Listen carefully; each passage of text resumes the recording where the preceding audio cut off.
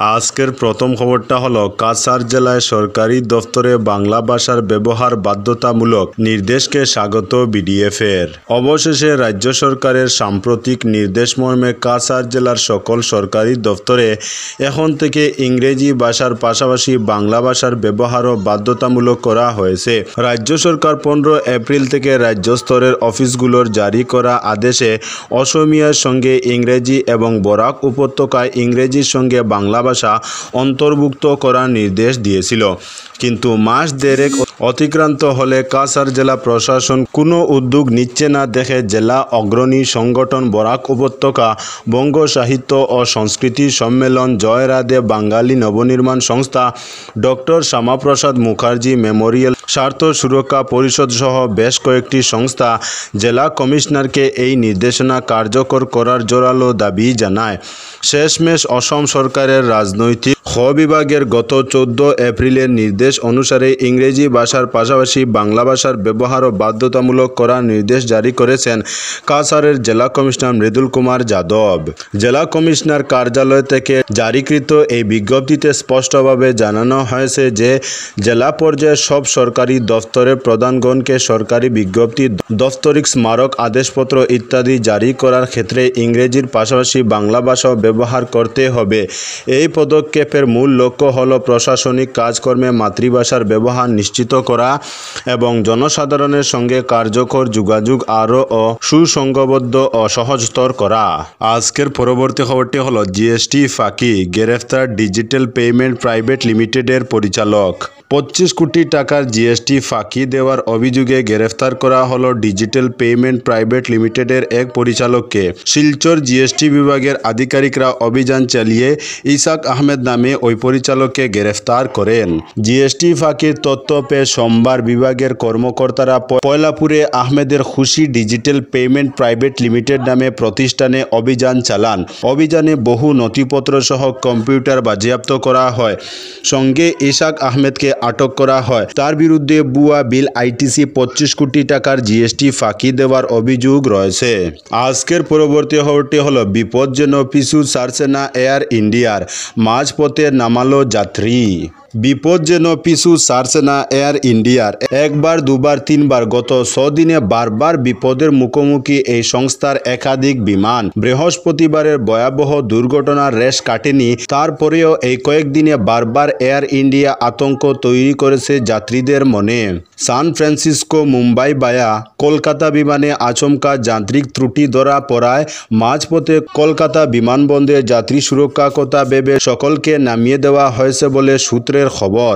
জানা গিয়েছে San Francisco Mumbai বায়া কলকাতা বিমান গতকাল মধ্যরাতে কলকাতা বিমানবন্দরে নামে। AI-180 বোরিংয়ের ওই বিমান কলকাতায় যখন অবতরণ করে তখন রাত প্রায় 1:45। রাত 2টোর সময় ফের উড়ানের কথা ছিল। তার মাঝে বাঁদিকের ইঞ্জিনে যান্ত্রিক ত্রুটি ধরা পড়ে বলে খবর সূত্রের। বেশ কয়েক ঘন্টার পরীক্ষা নিরীক্ষার পর মঙ্গলবার ভোরে যাত্রীদের বিমান থেকে নামিয়ে দেওয়া হয়।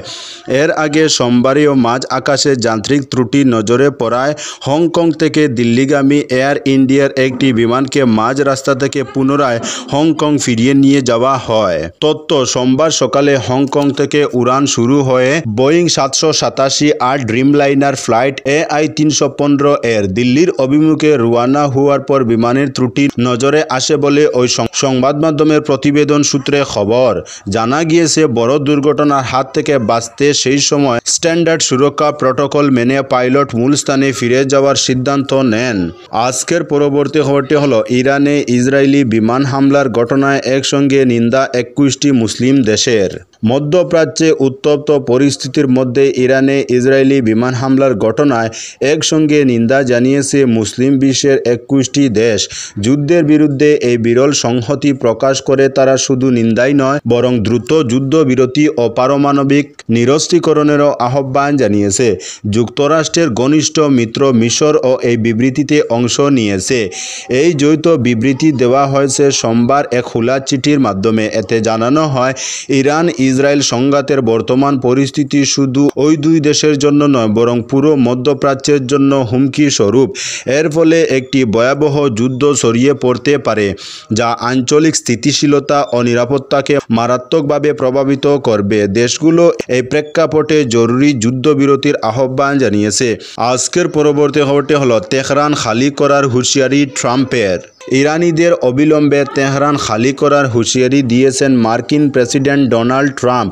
সোমবার সামাজিক যোগাযোগ মাধ্যম ট্রুথ সোশ্যালে দেওয়া এক পোস্টে তিনি এ হুঁশিয়ারি দেন। এক প্রতিবেদনে এ তথ্য জানিয়েছে মার্কিন সংবাদ মাধ্যম CNN। নিজের সামাজিক যোগাযোগ মাধ্যম ট্রুথ সোশ্যালে ট্রাম্প লিখেছেন, সবাইকে এখনই তেহরান ত্যাগ করতে হবে। তবে এই হুঁশিয়ারির পেছনে নির্দিষ্ট কোনো কারণ উল্লেখ করেননি তিনি।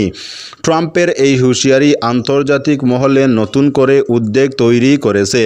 পোস্টে ট্রাম্প আরও লেখেন, ইরান আমার প্রস্তাবিত চুক্তি মেনে নিলে আজকের প্রাণহানি এড়ানো যেত। এটা দুঃখজনক ও অনর্থক প্রাণহানি। পরিষ্কার করে বলছি, ইরান পারমাণবিক অস্ত্র গ্রহণ করতে পারে না। আমি বারবার এটা বলেছি। আজকের পরবর্তী খবরটি হলো গাজা যুদ্ধবিরতি প্রস্তাবে ভোটদানে বিরত ভারত, প্রিয়ঙ্কার সমালোচনা। গাজা যুদ্ধবিরতি সংক্রান্ত প্রস্তাবে রাষ্ট্রসংঘে ভারতের ভোটদানে বিরত থাকাকে লজ্জাজনক বলে মন্তব্য করেছেন কংগ্রেস সাংসদ প্রিয়ঙ্কা গান্ধী। এ ব্যাপারে নাম করে প্রধানমন্ত্রী নরেন্দ্র মোদীকে খোঁচা দিয়েছেন ওয়ানাডের সাংসদ।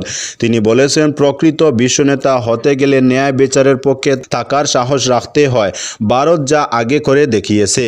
গাজায় কোনো রকম শর্ত ছাড়াই স্থায়ী যুদ্ধবিরতির খসড়া প্রস্তাব আনা হয়েছিল রাষ্ট্রসংঘের সাধারণ সভায়। শুক্রবার সেই প্রস্তাবে ভোটদান থেকে বিরত ছিল ভারত। এবার এ ব্যাপারে মোদী সরকারের অবস্থানের তীব্র বিরোধিতা করলেন প্রিয়ঙ্কা। এক স্যান্ডেলে তিনি লিখেছেন, ইতিমধ্যেই গাজায় 60,000 মানুষের মৃত্যু হয়েছে। নিহতদের অধিকাংশই নারী ও শিশু। একটা গোটা এলাকার বাসিন্দারা কার্যত বন্দী। খাদ্যের অভাবে মৃত্যুর দিকে এগিয়ে যাচ্ছে সেখানকার লোকজন, আর আমরা তাদের পক্ষে অবস্থান নিতে অস্বীকার করছি।